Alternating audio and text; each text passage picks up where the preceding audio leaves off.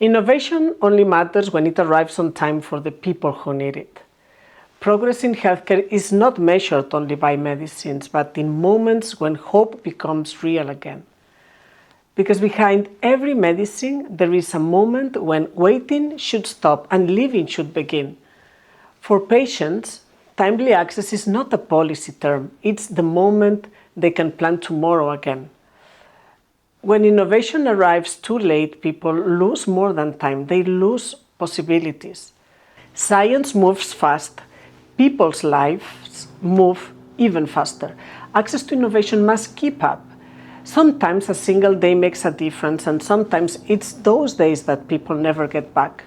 Today in Europe, patients wait on average 578 days for innovative medicines after approval.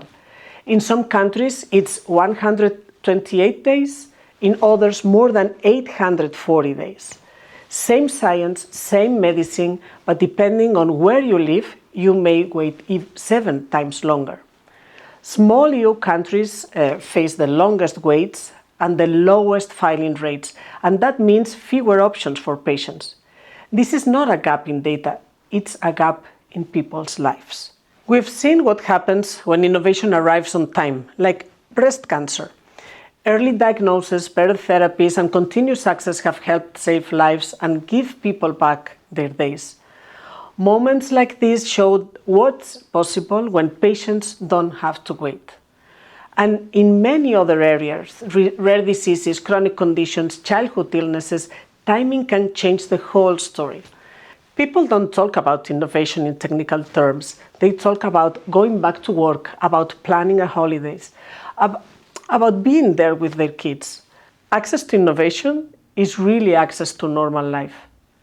My message is simple.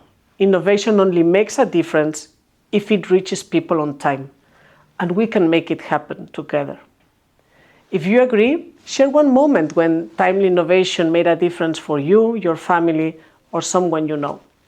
Let's talk about why time matters, because your voice can help others see it too. Together, we can open up a conversation about innovation that people relate to.